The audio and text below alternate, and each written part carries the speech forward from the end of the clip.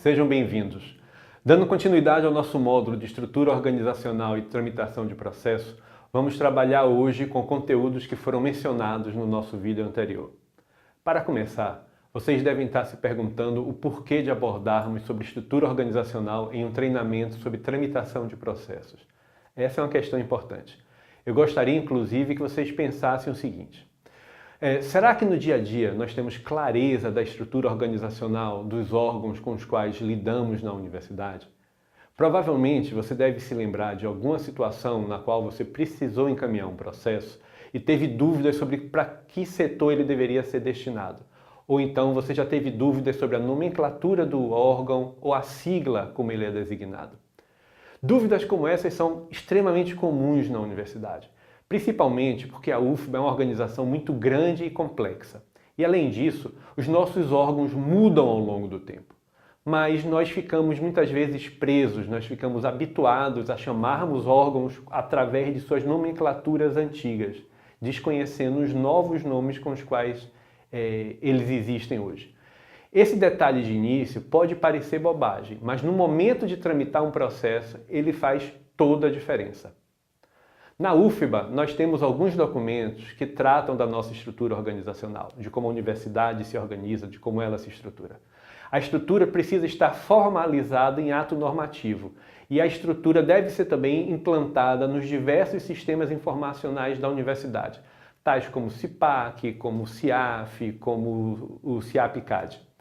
Esse documento que dispõe sobre a estrutura organizacional de forma detalhada é o nosso regimento interno, é o regimento interno da reitoria para o caso da administração central e são os regimentos das unidades para o caso das unidades acadêmicas. Todos os regimentos eles são aprovados no CONSUNE, o Conselho Superior Universitário. Tanto o regimento interno da reitoria, que dispõe sobre a pró-reitoria e os órgãos diretamente vinculados à reitoria, como os regimentos internos das escolas, faculdades e institutos, que normalmente compõem aquilo que nós chamamos de administração acadêmica. Esses atos normativos são públicos e devem ser consultados sempre que estivermos em dúvida sobre as competências organizacionais. E eles são úteis para definirmos ou para nós compreendermos para qual setor ou órgão um determinado processo deve ser encaminhado. Para acessar os regimentos internos, vocês podem consultar isso na página de legislação da universidade, que aparece aí na tela no seguinte endereço: www.ufba.br/legislação.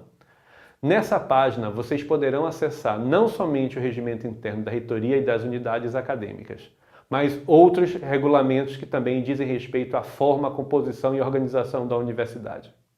Um aspecto importante em relação à estrutura organizacional é a padronização de setores e a uniformidade de nomenclaturas. Ou seja, é importante que a maneira como nós designamos, como nós chamamos os setores e os níveis hierárquicos que compõem a universidade respeitem um padrão geral, de modo que se evite situações nas quais níveis hierárquicos semelhantes recebem nomenclaturas distintas. Por exemplo, na universidade hoje, o que nós temos são basicamente 3 níveis hierárquicos na administração central: as pró-reitorias e superintendências, as coordenações e os núcleos.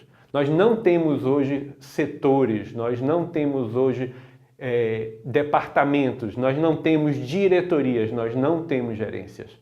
Essa questão da padronização será melhor explicada no organograma que será mostrado a vocês. O organograma que aqui está representado, nós temos um exemplo típico de estrutura organizacional da administração central da universidade. Ou seja, nós temos as pró-reitorias e superintendências que são diretamente vinculados à reitoria.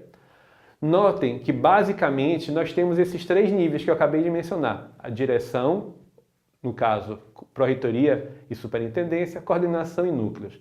Esse padrão geral se aplica a toda a administração central e a sua uniformização visa justamente dar clareza sobre as responsabilidades e a organização, reduzindo ruído e promovendo racionalização e compatibilização dos nossos diversos sistemas informacionais.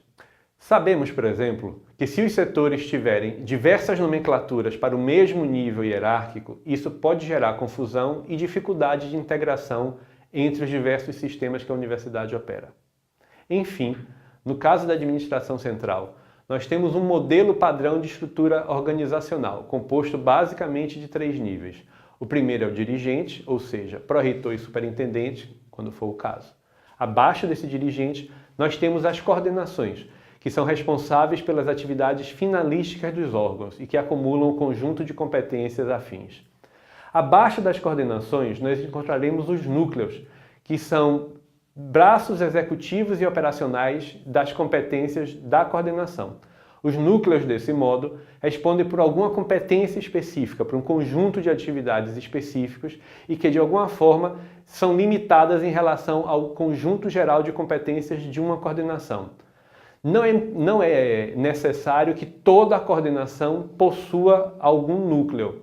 Nós podemos ter coordenações às quais nenhum núcleo está subordinado. Um exemplo bastante claro disso é a coordenação de desenvolvimento institucional da SUPAD. Ela não tem nenhum núcleo vinculado a ela. Uma outra coisa que é importante destacar são os SGAFs, o que nós chamamos de Setor de Administração, de Gestão Administrativa e Financeira, que hierarquicamente possuem o status de núcleo, mas que está vinculado diretamente à direção do órgão, seja ele pró-reitoria ou superintendência. Esse setor é responsável pelo apoio administrativo e aspectos gerais do funcionamento do órgão. Ele cuida do dia a dia desse órgão no sentido de manutenção, limpeza, conservação. Ele é fundamental para a realização dessas atividades meio. Um detalhe importante da estrutura organizacional da administração central é que ela foi padronizada pelo regimento interno da reitoria, que foi aprovado em 2013 pelo Consune. Ou seja, todos os órgãos listados nesse regimento possuem sua nomenclatura padronizada de acordo com o modelo apresentado. A padronização facilita o nosso dia a dia e evita problemas relacionados à duplicidade de nomenclatura e à utilização de nomes distintos para se referir ao mesmo nível hierárquico.